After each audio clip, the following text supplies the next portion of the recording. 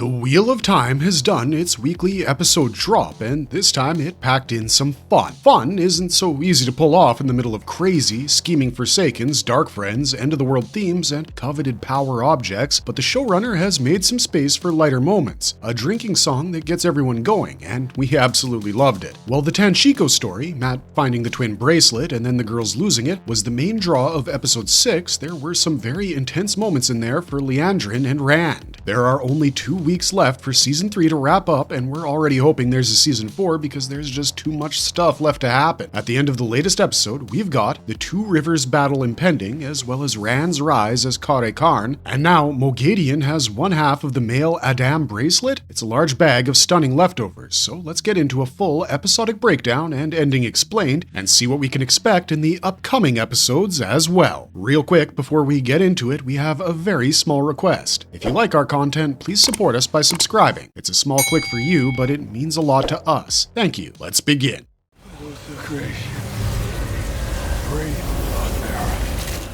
The episode from a vantage point. Episode 6, The Shadow in the Night, was a special one for me, mostly because it never let me settle into one particular zone. Like, the first episode of the season was a lot of action, betrayal, and getting a move on, and I liked it. The fourth episode, The Road to the Spear, was a profoundly serious piece of television art, which I absolutely loved. But episode 6 went up and down like a roller coaster. It was serious, then fun, then scary, and then it was like, oh my god, Moghedien's gonna steal that thing, and then finally, it closed on a heavy note with Rand's realizing the cost of using his powers was greater than anything he could have imagined. This episode was every emotion rolled into one, and once again, we have to say that it's a tough thing to pull off, but Rafe Judkins laid it out perfectly. This is now one of our favorite episodes of the season, trailing only by the Ruidion experience of episode 4. From a cinematic standpoint, we were taken by the dark dread the opening scene of the young Liandrin inspired. We had a cameo from Fairs. Ishmael showed up to aid Liandrin, and she buckled under the shackled man statue, and I dug it. Ishmael's legacy as a villain is unmatched in Wheel of Time, so it was good to see the man again. The episode was as dark as ever, exposure remained super low, keeping us all in the heebie-jeebie zone pretty much throughout the entire thing. And alright guys, it's spoiler alert time. We're now embarking into a spoiler-heavy episodic review and ending explained with some fun-filled speculation later on, but we won't be going into any book spoilers, so no worries about that. Alright, here we go.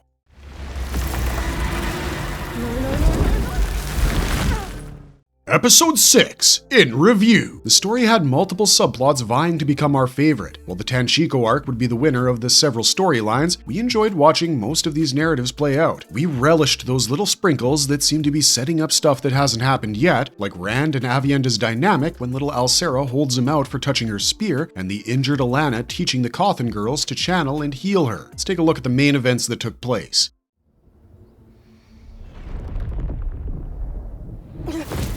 The Hunt for the Male Adam. Episode 6 opened on a dread-filled note. 95 years in the past, Liandrin, a young girl abused and mistreated, is left to fend for her newborn and herself in the debauched city of Tanshiko. Then, a man extends a helping hand. It's Ishmael, and he appears to be a free agent, no prisoner of any seal, 95 years ago. Does that add up, fam? Anyway, from this evocative opening sequence, we're taken into the present, where Liandrin finds Lanfear has encroached her dream. Apparently, one of the Black Ajah is working for Ravin, and Lanfear doesn't like it. So, it's established here that we'll be looking for this woman. We're also looking for the collar and a twin bracelet that can be used to trap the Dragon Reborn. Remember that thing Liandrin is in Tanshiko for in the first place? Mind you, Liandrin failed to mention this last part to Lanfear. One can already smell her ambitions are greater than just serving a Forsaken here. Now, Moghedien is posing as a maid in Liandrin's lair, the Lunault Manor, in her usual creepy style. But this time, she does some spitting in the food stuff, which is absolutely gross. We were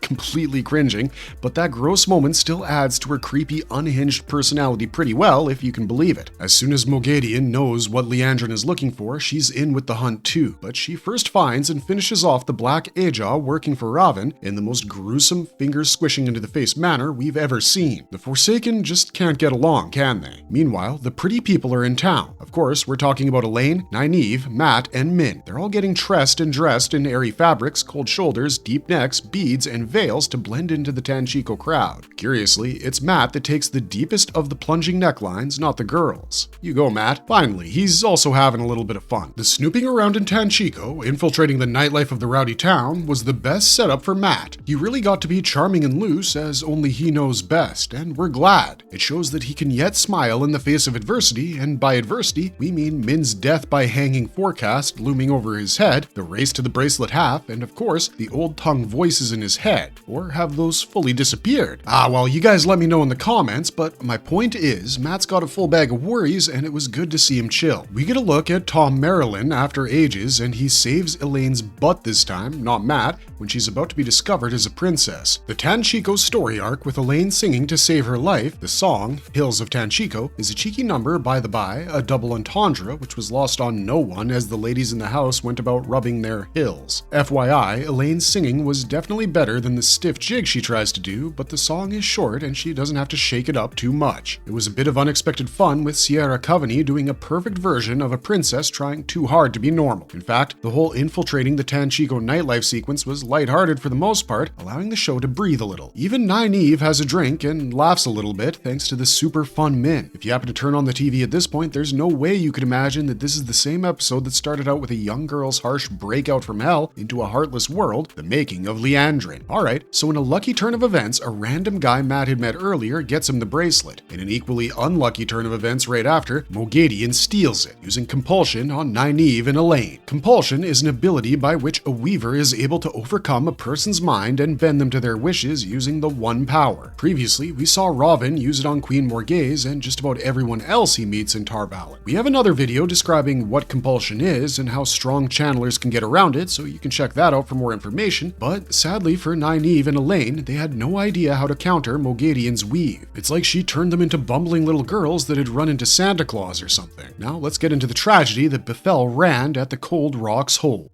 Rand channels a storm. Okay, let's quickly look at Egwene first, actually. That girl is not having the best week, we'll tell you that. Egwene comes clean about not being an Aes Sedai to Bear and Melaine, but the older ladies let it slide, much too easily, might we add. They also give Egwene some more tricks of the dream-walking trade, but I guess she just needs some more experience or practice. She's got to put in some more hours or something because Lanfear still has her number. Onward to a more interesting dream world situation, Moraine nods off only to find herself face-to-face with who else but Lanfear, dressed in a black haute couture to die for this time round. Hey, who's her stylist in this dream world? Well, gang, we'd already seen this Lanfear Moraine clip in the sneak peek promo. Did you notice that Moraine had a totally different feel around Lanfear in this dream than she usually does? Lanfear rightly suspected Moraine is wary of her because of something she saw in Ruidian. We also see a hint of a dejected smile on Moraine's face when Lanfear mentions finishing her off. It's as though Moraine is resigned to a future where she will die at Lanfear's hands, but she also didn't give her the satisfaction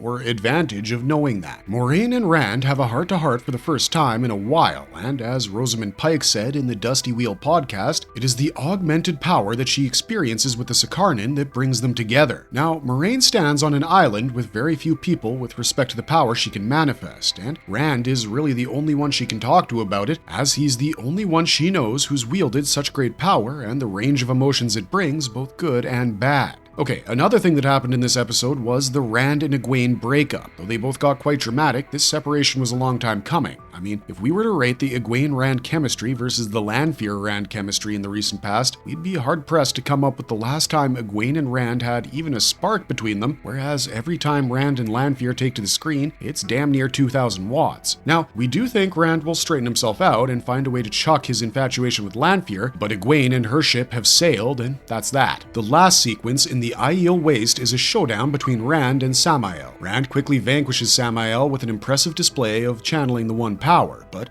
with this power that flows around him, the buildings in his surroundings turn to waste, and little Alcera is the casualty. This is the lowest moment for Rand. It's like his soul takes a real hit here, and try as he may, there's no way to turn death around, not even for the Dragon Reborn.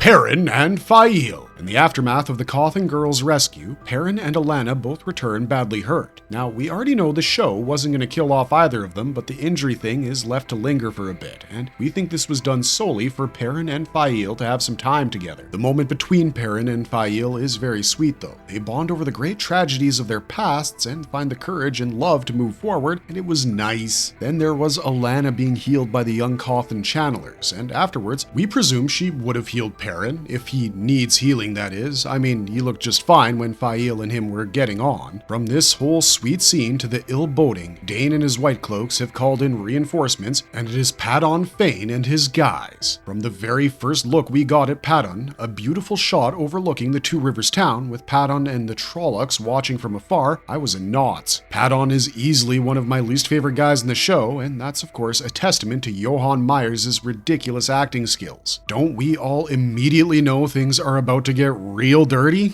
Yeah, so that was all of the episode, and there are so many implications left at the end. Let's jump right into the ending explained.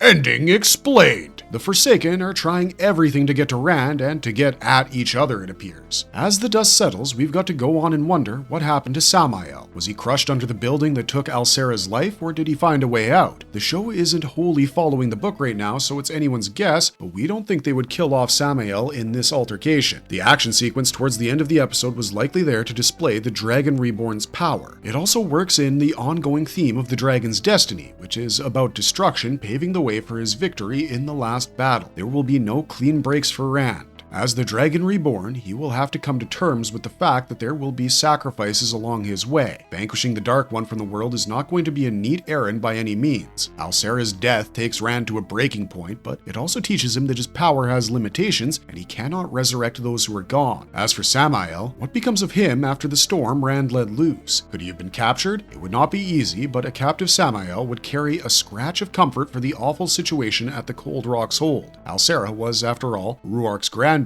and her death would not be without consequence. Rand would confront and hopefully sever his obsession with Lanfear after learning how she has been haunting Egwene's dreams. I mean, as fire as the two of them are together, he's just gotta do it. Speaking of Lady Lanfear, it's like she's everywhere now, walking into every dream trying to control everything, but the Forsaken are nothing if not shifty. Moghedien has the bracelet in her possession now, the twin of which is with Liandrin. We've got a really exciting challenge for the last two episodes here. Now, it really feels as though if the Forsaken and Dark Friends all come together, they could capture the Dragon Reborn, but judging by how each one of them seems to have their own agendas, them teaming up for real doesn't seem like a possibility. The last scene of the episode shows Faile, Chiad, and Bane scouting the woods around Two Rivers, and they find an army, which I want to say is the Trollocs, just off the fact that we didn't see any white down there. So yes, Perrin must form an army if the Two Rivers is to survive the next week, and it is this Two Rivers battle that we have peeped in the season trailer. With just 2 episodes left to go, it's gotta be coming. We gotta theorize in episode 7, Perrin is gonna rally up his people and convince them to fight, and episode 8 will be the grand finale showdown on all fronts.